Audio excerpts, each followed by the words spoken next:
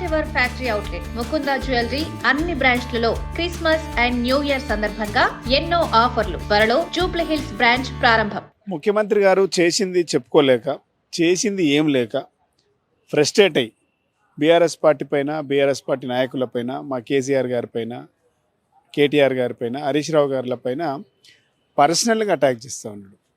అంటే ముఖ్యమంత్రి గారి స్థాయికి, కుర్చీకి విలువ లేకుండా పోతుంది. తెలంగాణ ఆత్మగౌరవాన్ని దెబ్బతీసిండ్రు, తెలంగాణ పరువును తీసిండ్రు. ఇలా ముఖ్యమంత్రి కుర్చీ పరువును కూడా తీసే ప్రయత్నం కాంగ్రెస్ ప్రభుత్వం చేస్తూ ఉంది. రేవంత్ రెడ్డి గారు నిజంగా ఈ ప్రభుత్వానికి చిత్తశుద్ధి ఉంటే 2 ఏళ్ళు అయిపోయింది. ఇప్పుడు పాత సంవత్సరం నుంచి కొత్త సంవత్సరంలో కూడా అడుగు వెళుతున్నాం. ఈ 2 ఏళ్లలో ఏం చేసినామో ప్రజలకు చెప్పాలి, ఏం సాధించినామో ప్రజలకు చెప్పాలి, ఏం చేస్తామో రాబోయే 2 ఏళ్లలో ప్రజలకు చెప్పాలి. ఇది పక్కన పెట్టి ఈ పబ్లిక్ ఇష్యూలన్నీ బీఆర్ఎస్ పార్టీ అడుగుతుందని చెప్పి ఈ ఇష్యూలన్నీ డైవర్ట్ చేయడానికి ఆయన గాయకి ఎత్తుకొని భూత పురాణం మాట్లాడుతూ ఉన్నాడు. ఈ భూత పురాణం ఎవరికి రాదు? అంత తెలంగాణలో మీద మాకు రాదా, నీకు రాదా, ఆయనకు రాదా? భూత పురాణం అందరికి వచ్చు కదా. అంటే సమాధానము బూతులతో కాదు, సమాధానం అభివృద్ధితో చెప్పాలి.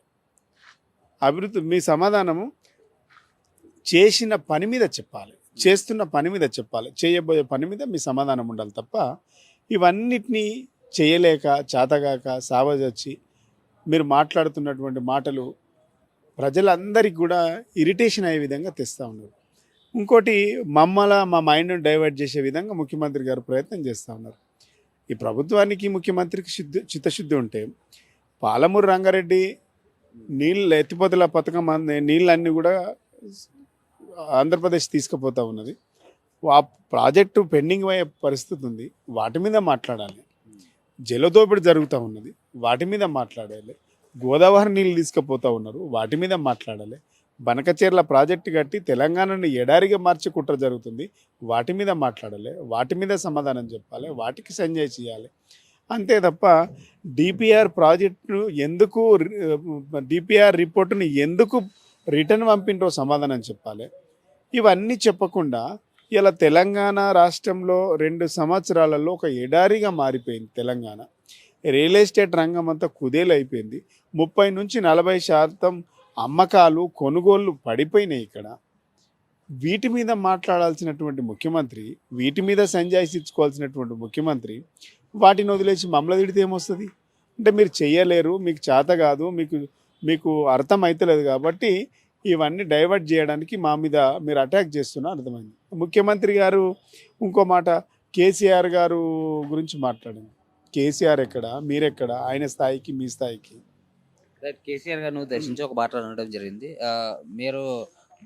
మీరు మాట్లాడుతూ ఉన్నారు బీఆర్ఎస్ పార్టీ నాయకులు, నేను ఇంకా చూస్తూ ఉన్నాను. అయితే నేను మాట్లాడితే నా అలాగే ఎవరు మాట్లాడలేరు, అలా మాట్లాడితే ఊరేసుకొని చస్తారు అని చెప్పి కూడా చెప్పడం జరిగింది. ఇప్పుడు మేము మాట్లాడితే మీరు ఊరేసుకొని సావరా?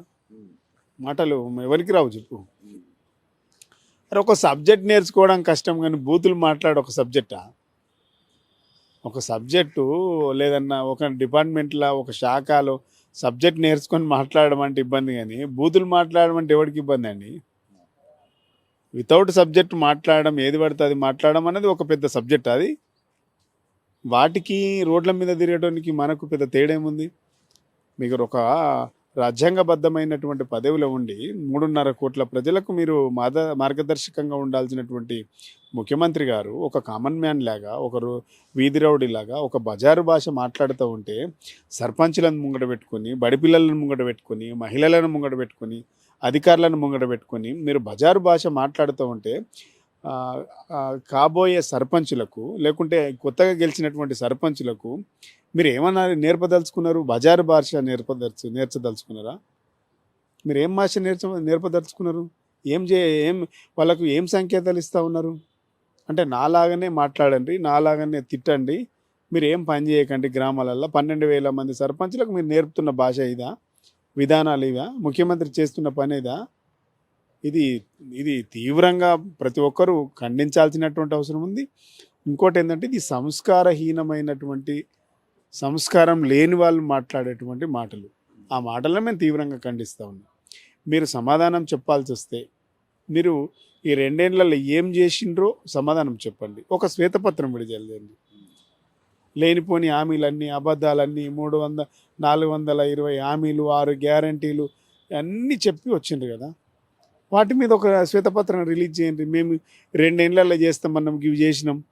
ఈ ఏడాదిలో చేస్తామన్న 2500కే దిక్కులేదు. ఏడాదిలో చేస్తామన్న రుణమాఫీ 2 లక్షలకే దిక్కులేదు. ఏడాదిలో చేస్తామన్న 2 లక్షల ఉద్యోగాలకే దిక్కులేదు. మీరు మాట్లాడతారు. మీ మాటలు ఎవడు తీసుకుంటాడు? ఇంకోటి ఏంటంటే కేటీఆర్ గారి పైన ఒక మాట అనడం జరిగింది. నువ్వు ఆంధ్రలో పుట్టినవని ఆంధ్రలో చదువుకున్నావు, నువ్వు అక్కడే డిగ్రీ చేసినావు, అక్కడే నువ్వు చదువుకున్నావు, అలాంటి తెలంగాణ గురించి ఏం తెలుసు అని చెప్పి చెప్తా ఉన్నాడు.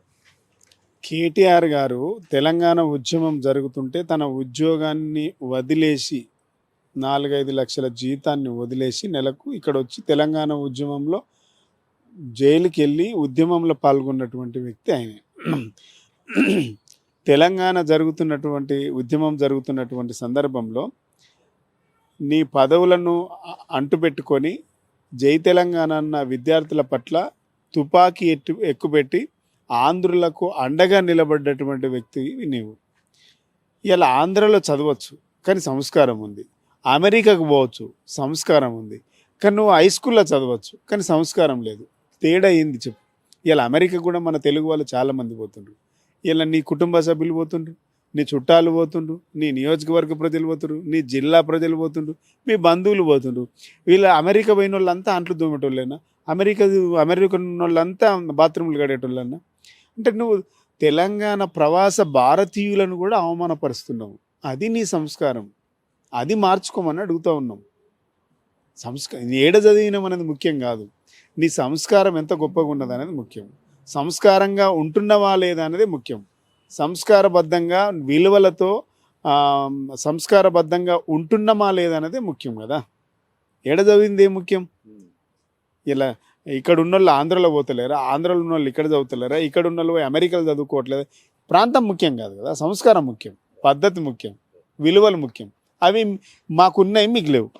కేసీఆర్ గారిని ఉద్దేశించి లైక్ నువ్వు సీఎం 10 ఏళ్ళు చేస్తున్నా అంటున్నావు, నువ్వు సీఎం పదవి చేసి ఏం లాభం, ఒక్క ఇటుక పేర్చలేదు, నువ్వు డ్యామ్లు కట్టలేదు, ఏం కట్టలేదు, నువ్వు మాట్లాడేదా అని చెప్పి చెప్తా ఉన్నాడు. అసలు 2 ఏళ్ళలో మీరెన్ని ఇటుకలు కట్టి ఇందిరమ్మ ఇల్లు కట్టిండ్రు? మీరెన్ని తట్టల మట్టిలు పోసి ఎన్ని ప్రాజెక్టులు కట్టిండ్రు? చర్చకు రెడీ. మేము ఎన్ని ప్రాజెక్టులు కట్టినామో మేము చెప్తాం. మీరు ఎన్ని ఇందిరమ్మ ఇల్లు కట్టిండ్రో మీరు చెప్పుండ్రి. మీరు ఎన్ని ప్రాజెక్టులు కట్టిండ్రు, ఎన్ని ప్రాజెక్టులకు నీళ్ళు ఇచ్చిండ్రు, ఎన్ని ప్రాజెక్టుల నుంచి నీళ్ళు ఇచ్చిండ్రు రైతులకు, పొలాలకు మీరు చెప్పిండ్రి. ఈ గడిచిన 10 ఏళ్ళల్లో మేమెన్ని ప్రాజెక్టులు కట్టినాం, ఎన్ని లక్షల ఎకరాలకు ఇచ్చినామో ఒక చర్చ పెట్టుండ్రి. ఆ చర్చ పెట్టుండ్రి. ఈ దిక్కుమాలిన మాటలు, ఈ చిల్లర మాటలు, చిల్లర రాజకీయాలు ఎందుకు? ప్రజలు మీకు ఒక గొప్ప అవకాశం ఇచ్చిండ్రు, వాటి మీద దృష్టి పెట్టక చిల్లర మాటలు మాట్లాడి ఎన్ని రోజులు పబ్బం గడుపుకుంటుంది కాంగ్రెస్ పార్టీ? మేము కేసీఆర్ అంటేనే కాలువలు, చెరువులు, రిజర్వాయర్లు. కేసీఆర్ అంటే కాలువలు, చెరువులు, రిజర్వాయర్లు. మీరు అంటే కాంగ్రెస్ పార్టీ, రేవంత్ రెడ్డి అంటే అక్రమాలు, అరాచకాలు, అవినీతి, దుర్మార్గాలు, కమిషన్లు, కాంట్రాక్టులు, టెండర్లు, వసూళ్ళు, అవినీతి. మీరంటే కేసీఆర్ ప్రభుత్వం అంటే గుర్తుకొచ్చేది 24 గంటల కరెంటు ఉచితం, నాణ్యమైంది, ప్రతి ఇంటికి నల్ల నీళ్ళు, త్రాగునీరు, మిషన్ భగీరథ, మిషన్ కాకతీయ, పండిన పంటలు, ఎండిన పంటలకు పంట పొలాలకు నీళ్ళు ఇచ్చినటువంటి కేసీఆర్ ప్రభుత్వం కదా. 200 పెన్షన్ నుంచి 2000 పెన్షన్ పెంచింది కేసీఆర్ కదా. మేము చెప్పుకుంటూ పోతే చాలా ఉన్నాయి. మీరేమున్నాయి? మీ దగ్గర ఏముందో చెప్పుండ్రి. మేము చెప్పమంటే కేసీఆర్ ప్రభుత్వంలో మేము పక్కాగా ఇది చేసినామని చెప్పడానికి 100 ఉన్నాయి. ఒక 2 చెప్పుండ్రి. మీరు 100 సీట్లు వేస్తాయని మీరు పెద్ద పెద్ద మాటలు మాట్లాడతారు. 100 సీట్లు కాదు, 0 తగ్గించుకో, వచ్చేది 10. 2028, 29 ఎన్నిక ఎప్పుడు జరిగినా కాంగ్రెస్ పార్టీకి వచ్చే సీట్ల సంఖ్య 10, బీఆర్ఎస్ పార్టీకి వచ్చేది 100 సీట్లు. మేము అధికారంలో ఉంటాం, మీకు ప్రతిపక్షానికి కూడా స్థానము కోల్పోయి డిపాజిట్లో ఉంటారు. ఇది రాసుకో. ఇది బీఆర్ఎస్ పార్టీ తరఫున నేను సవాల్ చేస్తున్నా. 2029 రేవంత్ రెడ్డి కాదు కదా, రాహుల్ గాంధీ జేజమ్మ దిగి వచ్చిన ఈ రాష్ట్రంలో దేశంలో కాంగ్రెస్ పార్టీ ఈ గాంధీలు ఉన్నన్ని రోజు ఇటు తెలంగాణలో అటు దేశంలో ఎక్కడ కాంగ్రెస్ పార్టీ అధికారంలోకి రాదు. ఇది కూడా రాసుకో.